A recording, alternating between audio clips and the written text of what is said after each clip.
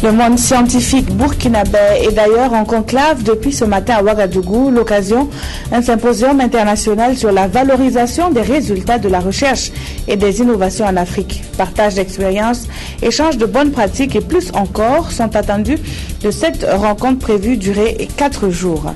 83 ans depuis la réunification du royaume de l'Arabie Saoudite, cela se fête. Au Burkina Faso, la commémoration de cet anniversaire a été placée sous le signe du renforcement des liens d'amitié entre le royaume et les pays des hommes intègres. C'était hier dans la soirée. Les détails dans ce journal. Mesdames, Messieurs, bonjour et bienvenue à tous. Ouagadougou abrite depuis ce matin un symposium international sur la valorisation des résultats de la recherche et des innovations en Afrique. Pour le Burkina, il s'agira de capitaliser les acquis du projet intitulé « Valorisation des résultats de la recherche » mis en œuvre en 2008. Les temps forts de la cérémonie d'ouverture de la rencontre avec Maïmouna Traoré. C'est en 2008 que le Burkina Faso et le Centre de recherche pour le développement international ont initié le projet Valorisation des résultats de la recherche. Le projet prend fin cette année et ce symposium est sa dernière activité majeure. Une rencontre de haut niveau qui réunit chercheurs, innovateurs et inventeurs. Il s'agit pour eux d'échanger leurs expériences et d'identifier les bonnes pratiques pour une réelle valorisation des résultats de la recherche et de l'innovation en Afrique. Ce que nous voulons attaquer comme problème ici. Quand vous regardez les pays émergents, les pays développés, vous vous rendez compte que le mieux-être, c'est-à-dire le développement de ces pays-là, est essentiellement dû aux innovations, aux technologies développées par la recherche et par les innovateurs. Pourquoi en Afrique, nous peinons, n'est-ce pas, à voir l'impact de ces résultats-là sur le quotidien des Africains? Le symposium va s'atteler à ça. Alors, le Burkina a une expérience de 5 ans à la matière, une expérience pilote, et nous voudrions justement partager avec les autres Africains ce que nous avons pu observer lors de la mise en œuvre de ce projet. Depuis longtemps, nous sommes là dans l'innovation, nous ne sommes pas très bien connus. C'est une occasion pour nous de se faire exprimer devant le monde intérieur et extérieur. Et ce que nous faisons. À cette cérémonie, le Canada a réaffirmé son engagement à soutenir ses acteurs du monde scientifique dans la mise en place des stratégies de valorisation de la recherche autour des enjeux de développement. Le chef du gouvernement les a invités à orienter leurs recherches sur les préoccupations de la population. Nous pensons qu'en Afrique, les chercheurs doivent fondamentalement se tourner vers les préoccupations des populations, les préoccupations majeures de l'ère, de telle sorte que la recherche soit intimement liée donc au processus de développement. J'ai une dernière préoccupation qui me paraît aussi fondamentale, je ne sais pas si c'est la même situation qui se pose dans les autres pays africains, c'est la question de la relève, c'est la question des ressources humaines. Et au Burkina Faso, le personnel de la recherche scientifique est un personnel vieillissant. Et si avec toute la noblesse que cela a, parce que plus dans ce domaine-là, plus on est vieux, plus on connaît mieux. Mais il faut aussi penser à assurer la relève. Et le risque est que si nous n'avons pas une politique, une vision claire, il arrivera à un moment donné, à cause justement du statut des chercheurs, qu'ils ne puissent plus travailler pour l'État. En marge de ce symposium, il est organisé un panel avec les organisations de jeunes sur les opportunités d'emploi et d'auto-emploi qu'offrent les technologies et l'innovation. Un autre événement plus festif a fait l'actualité hier, toujours à Ouagadougou, et les autorités nationales ont soutenu le pays à l'honneur, le royaume de l'Arabie Saoudite, au nom de l'amitié. Le 23 septembre de chaque année depuis 1932, les Saoudiens fêtent la date anniversaire de la réunification de leur royaume. Au Burkina, on a choisi de revenir sur les bonnes relations entre les deux pays. Jacques Lamissa Tarpaga. Les 26 millions de Saoudiens célèbrent à travers le monde le 83e anniversaire du Royaume d'Arabie Saoudite. Au Burkina Faso, l'événement est marqué par un dîner entre convives burkinabés et représentations diplomatiques saoudiennes. Une occasion où l'on a réaffirmé la qualité des relations qui lient le Burkina Faso à l'Arabie Saoudite. Les relations bilatérales entre le Royaume d'Arabie Saoudite et le Burkina Faso ont contribué à l'élaboration par le gouvernement du Royaume d'Arabie Saoudite de plusieurs grands projets de développement au Burkina Faso, tels que la construction d'hôpitaux, de barrages et l'octroi de bourses d'études aux étudiants burkinabés afin de poursuivre leur formation académique dans les universités et les écoles saoudiennes. Le Royaume d'Arabie Saoudite fait également des dons alimentaires au Burkina Faso. Le Royaume d'Arabie Saoudite suit de près les actions du président du Faso en faveur de la paix et le diplomate saoudien l'a relevé en cette soirée anniversaire. Permettez-moi de saluer les réalisations diplomatiques et politiques que son Excellence M. Blaise Compaoré, président du Faso, a réussi à faire dans la résolution du conflit en Afrique, surtout la crise au Mali, qui ont abouti à l'accord politique de Ouagadougou sur le dialogue et la réconciliation de ce pays.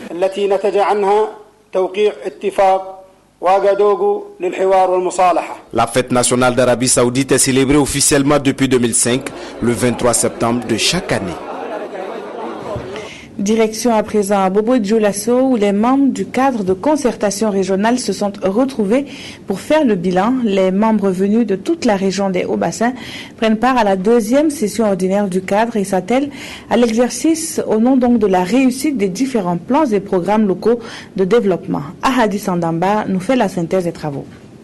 C'est une deuxième session ordinaire de l'année en cours qui se tient 6 mois après la première, tenue le 7 mars dernier.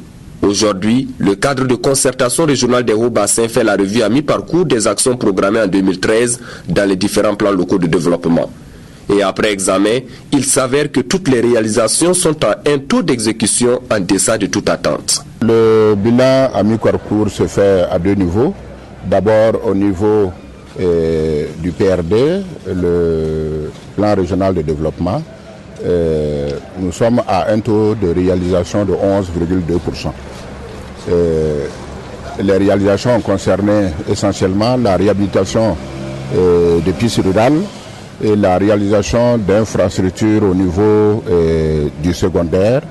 Et le second plan, c'est les plans de développement communaux. Et là, nous sommes à un taux de 49,52%. Et là-bas, c'est aussi essentiellement la réhabilitation d'infrastructures sanitaires et le renforcement des capacités des conseillers municipaux et autres structures. Instance de dialogue et d'échange sur les problématiques qui touchent les populations tant sur le plan économique que social. Cette deuxième session ordinaire a également servi de cadre pour réfléchir sur une véritable prise en compte des questions de population dans les différents plans et programmes de développement. À noter que le rapport validé de cette session sera utilisé pour alimenter la revue à mi-parcours de la SCAD, la stratégie de croissance accélérée et de développement durable au niveau national. L'Assemblée des jeunes entrepreneurs du Burkina se déploie dans les régions. Un an après la création de la structure, les responsables veulent relever le défi de l'auto-employabilité des jeunes dans toutes les régions du Burkina. C'est ainsi que les membres de la coordination régionale du centre ont été révélés au public. Seydouzoun et Nathalie Kaoré nous les présentent. Après Bobo Dioulasso, l'Assemblée des jeunes entrepreneurs du Burkina AGBU dépose ses valises à Ouagadougou. Cette cérémonie consacre l'installation officielle des membres de sa direction régionale du centre. Cette structure va représenter l'association auprès de la jeunesse du centre. Aujourd'hui, le directeur exécutif national nous a mis officiellement en place. Donc nous allons vraiment travailler avec la jeunesse burkinabé pour pouvoir vraiment essayer de résoudre le problème vraiment que nous vivons aujourd'hui. Les responsables de la GBU ont saisi cette occasion pour mieux la présenter. Une association dont l'objectif principal est la promotion de l'entrepreneuriat auprès des jeunes à travers la formation. Elle se propose d'apporter des solutions aux questions de l'emploi de la jeunesse. Une initiative qu'accompagne le ministère de la Jeunesse, de la formation professionnelle et de l'emploi. Pour nous, la formation, elle est capitale, elle est primordiale. Donc, la spécificité, c'est de former les jeunes. Et nous savions qu'après avoir formé quelqu'un dans le domaine de l'entrepreneuriat, cette personne a besoin au moins d'un minimum afin de pouvoir mettre en pratique ce qu'il a appris. Et raison pour laquelle nous intervenons en ce moment auprès des structures financières afin que ces jeunes qui nous font parvenir les projets qui sont bancables surtout, afin de leur apporter quelque chose, afin qu'ils puissent déjà mettre en place. L'Assemblée des jeunes entrepreneurs du Burkina compte dans les jours à venir mettre en place une direction dans la région du centre-ouest. Créée en juillet 2012, l'AGEBU est ouverte à tout jeune ressortissant ou résident au Burkina Faso. La lutte de Fatim est un film réalisé dans le seul but de sensibiliser la jeunesse sur les fléaux sociaux grandissants. L'initiative vient d'un projet américain dénommé Paix à travers le développement qui est appuyé par le ministère en charge de la jeunesse. L'avant-première du film a connu un succès, comme nous le rapportent Béon Romain Nebier et Aboubakar Sayon.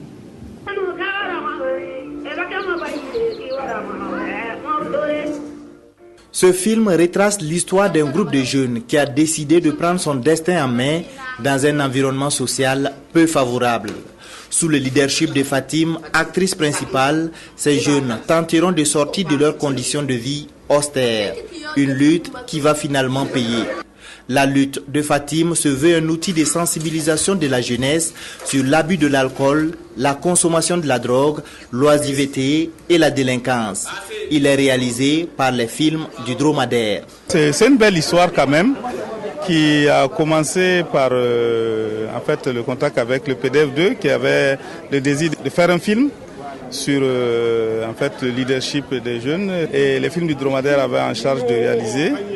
Entièrement financé par le projet américain Paix à travers le développement, la lutte de Fatim sera projetée dans 2 autres régions du Burkina, à savoir le Nord et le Sahel. Ce film, c'est pour illustrer un des aspects ou un des objectifs de ce projet, qui est un projet qu'on appelle Paix à travers le développement, financé par le gouvernement américain à travers l'USAID, et qui vise justement à faire en sorte que les jeunes puissent se prendre en charge.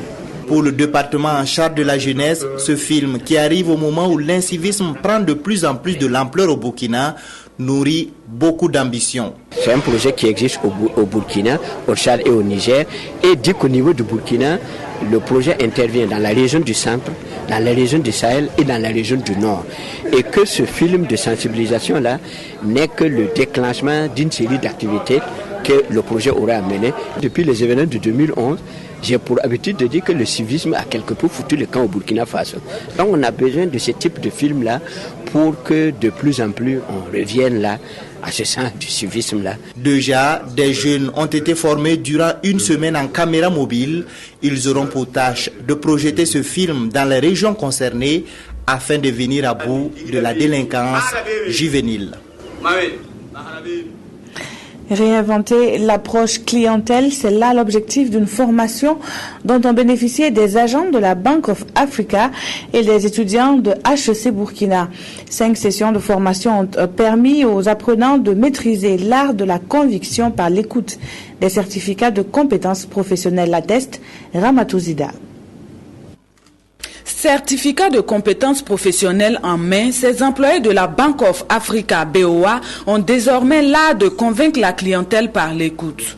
À l'école de formation des hautes études commerciales EFEC, 135 agents de cette banque ont en 3 jours acquis de nouvelles techniques pour approcher les clients afin de leur assurer un service de qualité. L'essentiel, c'était déjà de nouer la communication gagnant-gagnante avec la clientèle, de fidéliser les clients déjà acquis et comment, et par l'agressivité marketing, aller chercher des nouveaux clients. Nous avons beaucoup appris, surtout des techniques d'approche de la clientèle. Maintenant, nous disposons de nos outils pour mieux approcher la clientèle. Voilà, quels sont les outils pour une bonne approche de la clientèle? Comment transformer nos prospects en de vrais clients?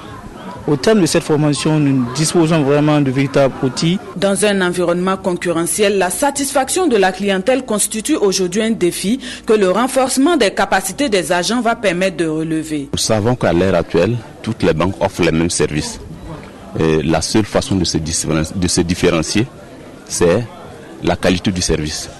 C'est sur la qualité des services que vous pouvez avoir un avantage concurrentiel.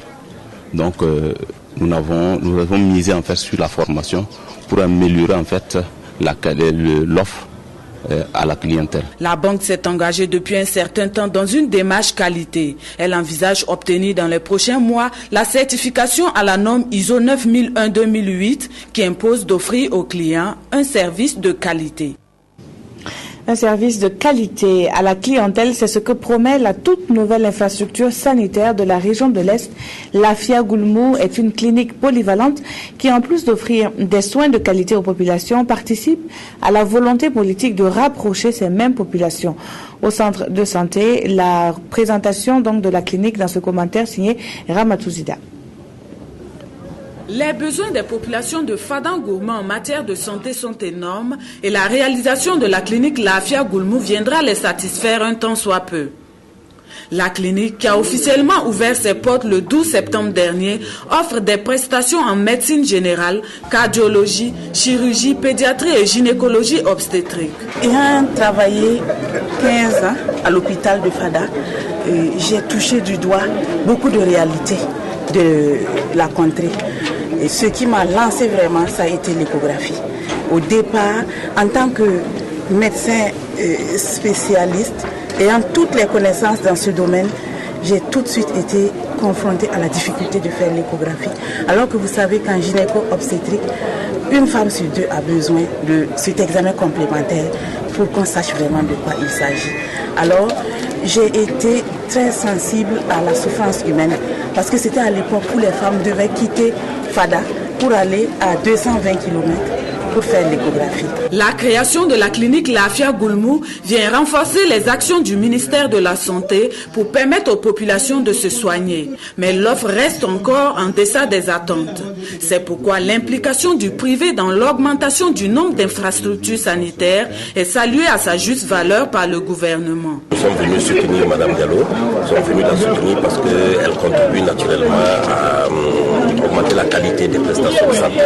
Toutes choses que le gouvernement encourage puisque nous avons le souci d'associer le privé à notre politique de développement sanitaire pour augmenter l'offre sanitaire dans ce pays-là de façon à ce que les malades soient proches du centre de santé. Je crois que c'est la première clinique de ce genre-là à Fada, c'est-à-dire la clinique qui regroupe un ensemble de possibilités depuis l'odonto jusqu'à la médecine générale. La promotrice de la nouvelle clinique de Fada ne compte pas s'arrêter en si bon chemin. Elle envisage avec le soutien des autorités locales d'agrandir la superficie de son complexe et surtout d'offrir aux clients des services de télémédecine. C'est la fin de ce journal. Merci de l'avoir suivi. Très bon après-midi à toutes et à tous.